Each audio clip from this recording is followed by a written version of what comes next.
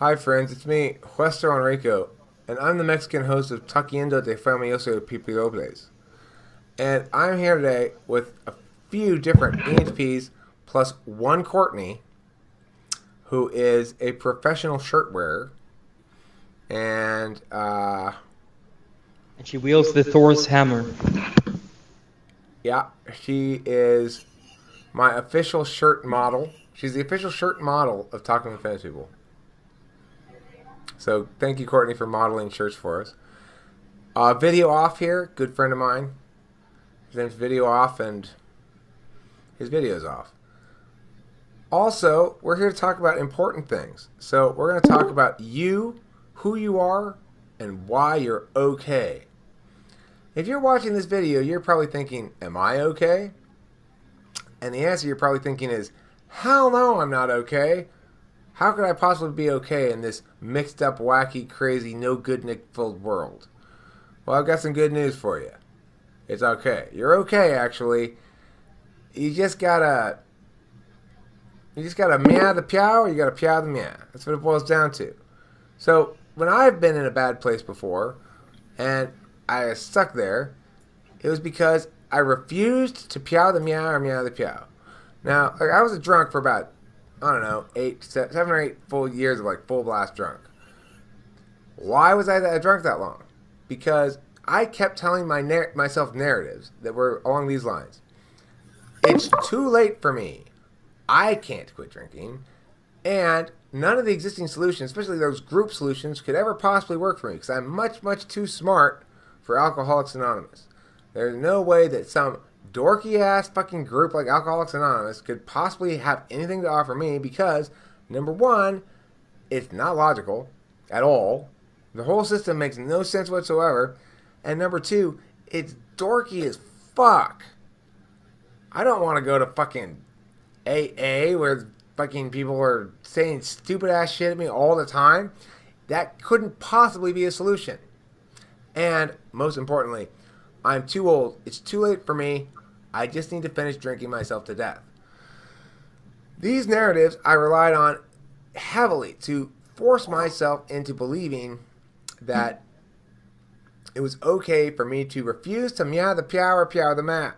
But look, at the end of the day, when I said, fuck it, I'm done, I can't drink anymore, I'm just too miserable. The shame is too thick. I'd wake up every morning saying, shame, shame on you, shame, Eric, you fucking worthless sack of shit, shame, shame, shame. I'd do this for a good stretch of time in the bathroom, in the shower, something like that. Until I walked back out of the bathroom and other people could hear me, and then I'd be quiet until I got into the car and I'd resume it.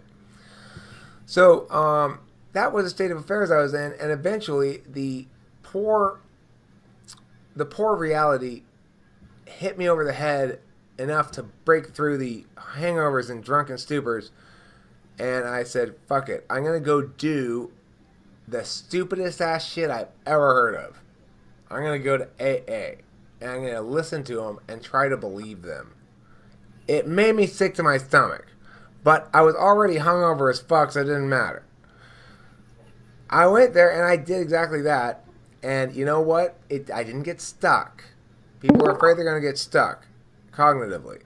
Like, well, once I give up and stop trying to be an individual who's exercising will in the world, then I will forsake my will entirely. And I will discover myself stuck in this sort of pseudo-religious, pseudo-cult thing where everybody's got to go do 12 steps. Don't worry, you don't have to be stuck.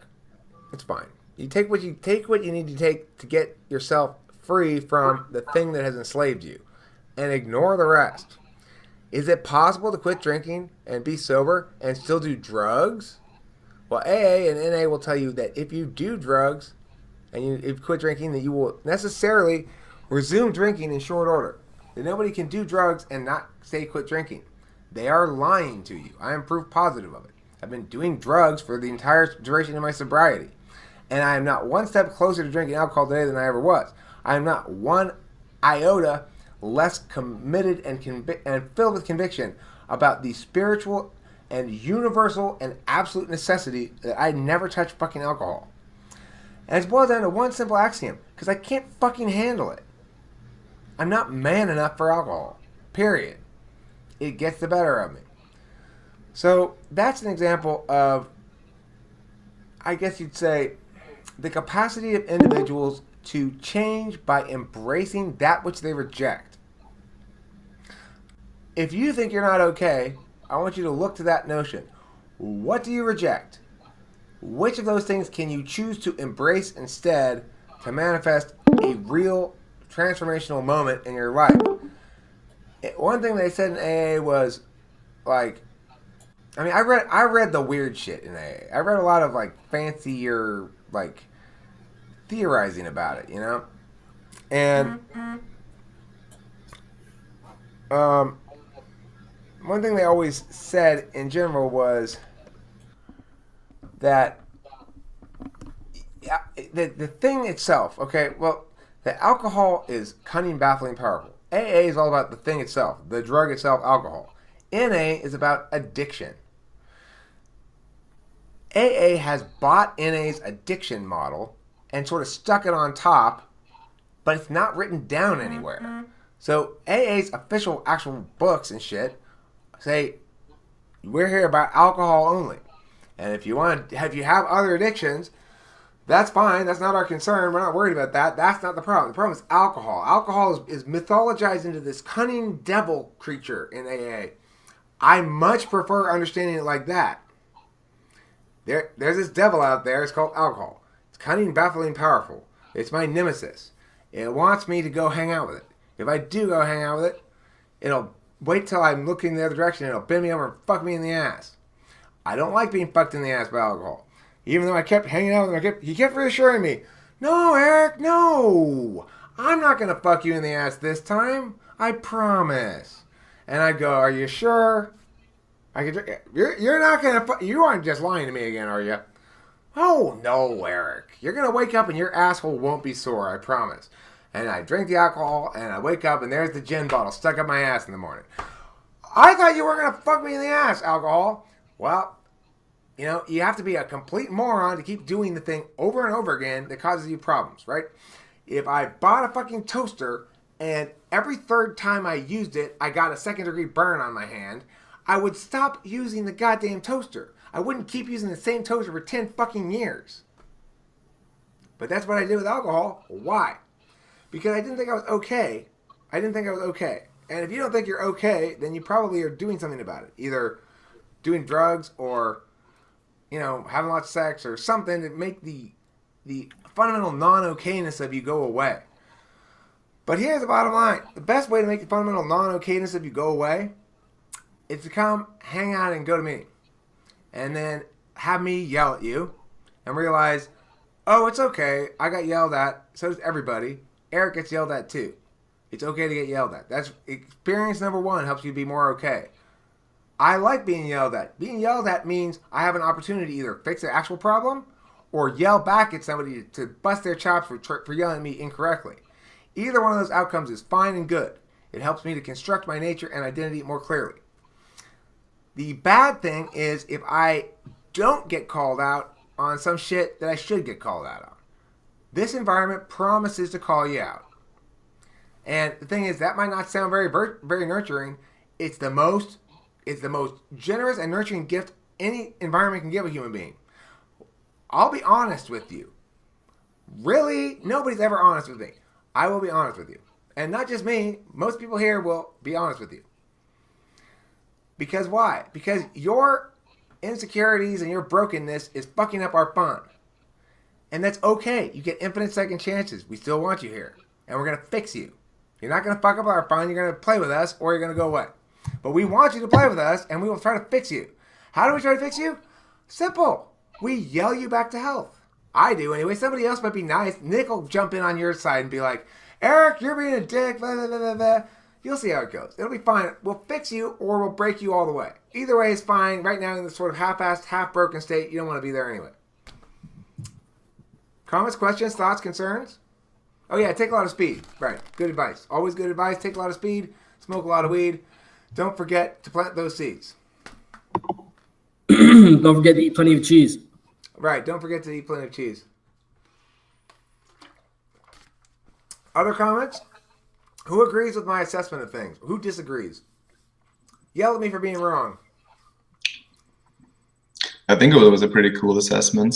It was much like, it's not like we don't yell at people the way you made it sound, because you made it sound very hostile. It's more like we direct constructive criticism and question people, like questioning their rationale and why they think as they do and what they base their values on and stuff.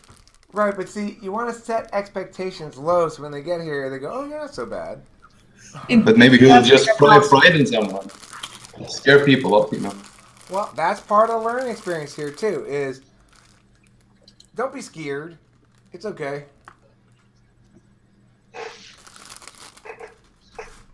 I actually have somebody you might want to type though. He got on the test. He got an INTJ. So we'll try to get him in. Okay.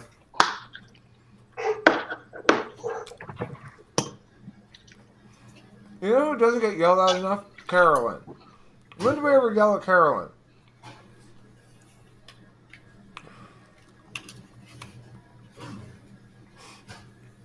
And that's just a perfect example of how you are okay. And you just need to get yelled at a little bit. You're probably way better than okay if you get yelled at a little bit. I mean, I know when I don't get my chops busted often enough, it's a problem for me. Might explain why I'm constantly overreaching. It's like, somebody fucking call bullshit already. You can't possibly be letting me do this.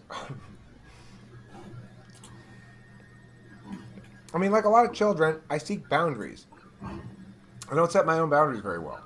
A lot of people don't, so you gotta set boundaries for them. With either your fist or your foot.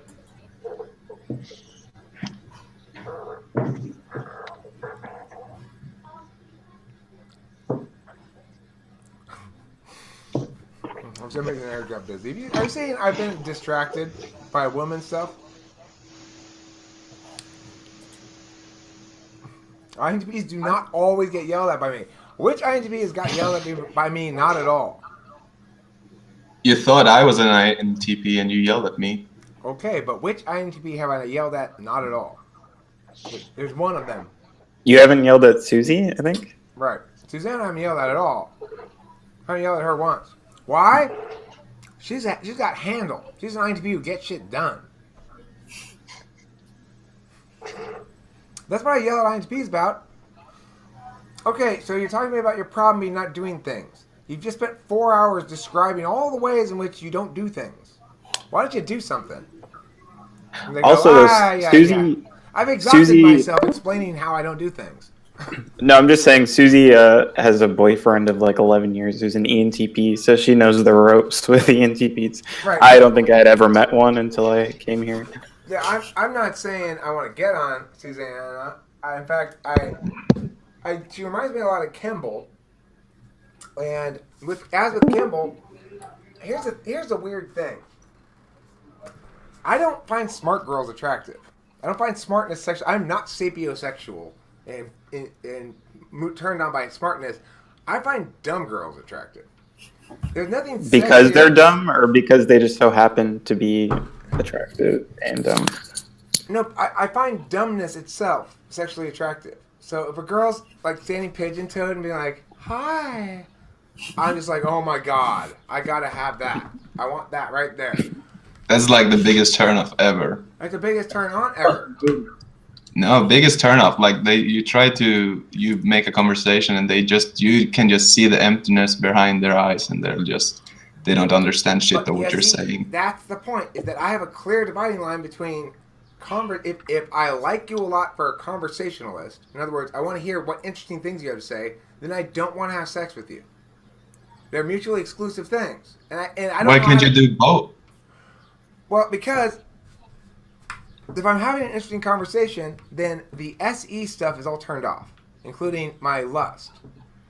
Which is why when I'm with INFP girl, I just sit there and listen to her and just look at her being pretty and get aroused and not want to say anything. I have nothing to say really. I don't care what the fuck I had to say. All I wanted to do was just sort of like, "Ah, you're wonderful."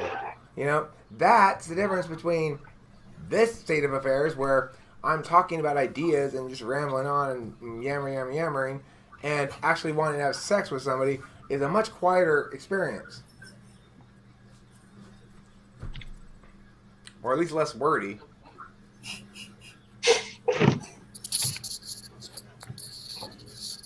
What are we talking about? What if someone's demonstration of... What if an INFP girl's demonstration of FI is horrible? Then are you still turned on by her? Does it just not matter what's coming out of her mouth at all? Or... Well, I mean, first of all, the things that they're going to talk about, they don't typically want to discuss a lot of contentious shit. They're not trying to make bold TI style claims that I'm going to take exception to. They're talking about shit from their life, or shit that they like, or shit they want to do, or whatever. I mean, obviously, in a relationship, I don't want to argue with people in a relationship. I don't think to myself, I'm getting this chick, I want to be with her so that I can argue with her like I do with everybody else. That's the different relationship. That's the one where I don't argue, where I get to be loved and cared for. And when she says something dumb, it doesn't even bother me at all. I just am like, that's okay, sweetie. I don't give a fuck. I don't care. I love you. You're beautiful. It's like that. That's where it's not appropriate to care about argumentation in a relationship. So I don't want a smart person. I don't want to have those arguments. When we're having some sort of intellectual thing, I want the woman to just sort of, as a default setting, say, okay, well, if we're talking intellectual stuff, Eric, obviously you know that I'm not going to be, I might be interested, I might not, I don't care, or I might care, whatever. Regardless, I'm not going to challenge you on any of it, because we don't have that kind of relationship where we have to compete on that vector. I don't want that relationship because the other person will always lose. If we have to compete on that vector, the other person will always lose. It's not fair to her. She thinks she's super smart. If some super smart woman comes in a relationship with me, they're going to always lose on their most valued thing. I'll always be smarter anyway. I don't know. It's not a good thing. It's not a bad thing. It just is.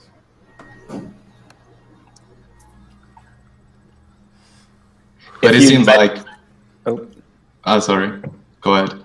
No, I was going to say, if you'd met your match intellectually, do you think you'd be intrigued and maybe attracted to that? Or...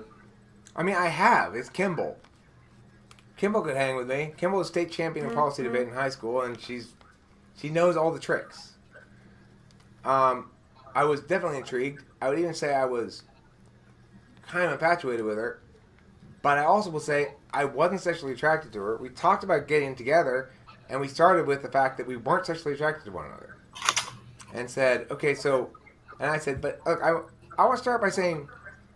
I don't really have any great urge to get on you or anything, but it makes sense to me that we should be together because you basically said, oh, old life, forget about it. Now I'm with Eric and following him around and doing his shit with him all the time, which suggests to me that like, oh well, you're a single woman who's tall too. She's like up to my ears or something, and you're the same age as me. You're beautiful. Kimball is very beautiful, very attractive, and everything makes perfect sense. We're coming together to build this my debate business. I brought you in as a partner because you were in the trenches with me when you were my assistant coach at the old place, and were there with me throughout the whole battle at work. And yada yada yada. I mean, I was her life for like 6 months. And so at the end of that period, and I never even crossed my mind I was going to get with her until one day we were driving in the van, and I said to myself, oh my God, you're in love with Kimball. Why? Because we just had a big argument, and then we're like, yeah, but who cares? Ha ha ha. And then we were both perfectly fine. I was like, that's what I don't get at home with my wife. My wife won't let me end fights happy. She always has to, after we have the actual argument that matters, then she wants to have the now make me feel better part. And I don't like that. It's a waste of time. There's no need for that. You shouldn't have felt bad in the first place. We were arguing ideas, not people. Kimball understood that, and it made me fall in love with her. However, having that conversation, she's like, I've never had a intellectual conversation about a relationship before. And I said, well, look, all I'm saying is it doesn't make sense for us to choose our mates based on sexual attraction. That's a low priority. When we're both naked in bed next to each other, I'm sure shit will happen. I'll get on you. Whatever. It doesn't matter. It shouldn't be a defining. It shouldn't be a critical element in a healthy relationship anyway. Provided both parties are getting enough sex, it doesn't have to be born of a natural chemistry as explosive as the fiery map gas flames of Yalor. It just has to be adequate to meet all my needs. I don't know about your needs, but I'll fuck you. Whatever. You know. I know you're a little filthy slut. She was a bit. She was filthy, you know. That girl was filthy. The purest ones are the filthiest ones. She looks like a fucking Mormon librarian. That girl's filthy. I know from hearing her, not from doing her. Anyway, I never did get on Kimball because I had to wait because I was still married. And I wasn't going to cheat on my wife, so I had to wait. And by the time it was available, Kimball and I had blown up already. Because we blown up over business stuff because Kimball was being her normal INTP stupid fucking self. Oh, I'm an INTP, so you know, Eric, your brilliant idea is inadequately well warranted for me. Well, look, Kimball, I may not be able to. You may be able to win the argument on this, but you just have to trust my intuition sometimes because that's why INTPs are better than INTPs. Word. But, you know, INTPs don't like when you say that. INTPs don't think that INTPs are better. INTPs probably even think INTPs are better. But we know better. INTPs know better, and that's okay. And INTPs, we still love you. We love you. You're great. You're fine. But we use NE and demonstrative NI. You don't use NI like that. So we have better intuition technically. Well, I know, but Neptune, remember, you have better potential things. You don't have actual. You guys don't actually do things, so it's hard to say you use any cognitive functions. It's more like you sit around and mull them over for a while. I digress.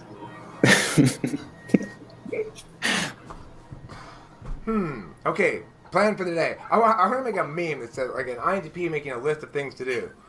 Step 1. Mull over what I might want to think about today. Step 2.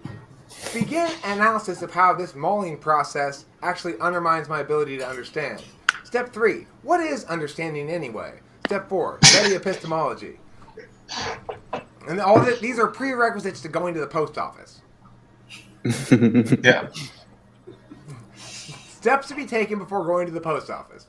Solve epistemology, make good progress into ontology, then go to the post office. It is only when I know how I know and who I am that I am willing to attend to the task of mailing shit.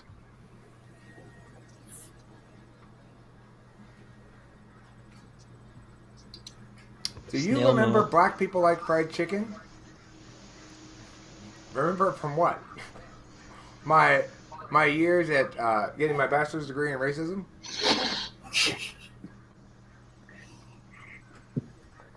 Did I say something like that? She said I was asking. No, Courtney said... Oh, I remember Courtney and Taylor's argument. Yeah. About was that whether or right? not black people like fried chicken. Taylor's argument was that all people like fried chicken, therefore black people like fried chicken. I'm as white as you get, and I love fried chicken. Well, the difference, though, is black people like fried chicken because of their race. White people like fried chicken because it's good. Well, what about watermelons then? What? Well, I mean, that would be the argument, right? Is that if you think black people like fried chicken, you're not just saying black people like fried chicken. You're saying black people like fried chicken because they're black. Unless you just that's why Taylor's argument is silly, right? It's true. All people like fried chicken, therefore black people like fried chicken. But if you're pointing out that black people like fried chicken, you're trying to distinguish them in some fashion from others who like fried chicken. And the only logical explanation, therefore, would be that you are saying the difference is we like fried chicken because it's good, but you like it because you're black. I mean, like, I like strawberry soda, too. I like strawberry soda, I like grape soda. I like all your fruity sodas that are mostly sugar. I like Shastas of all kinds and Fantas.